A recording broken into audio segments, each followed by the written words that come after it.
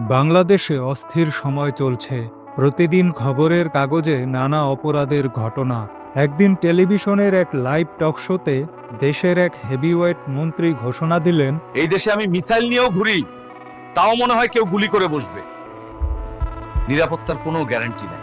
এই কথাটা শুনে চায়ের দোকানে বসে থাকা মনুর মাথা ঘুরে গেল।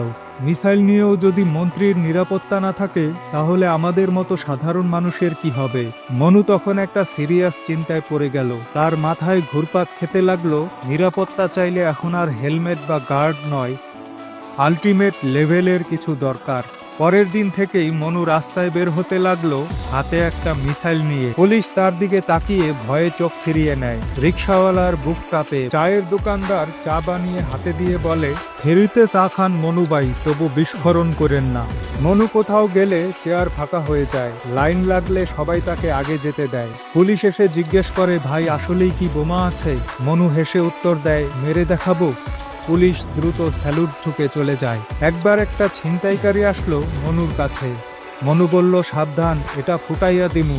ছিনতাইকারী বলল, ঢং, এগুলা ভুয়া, সত্যিকারের বোমা না। মনু আর কথা বাড়ালো না। মনু চোখ বন্ধ করলো। তারপর ধীরে ধীরে হাত তুলে বোমাটা ছুড়ে দিল সামনে।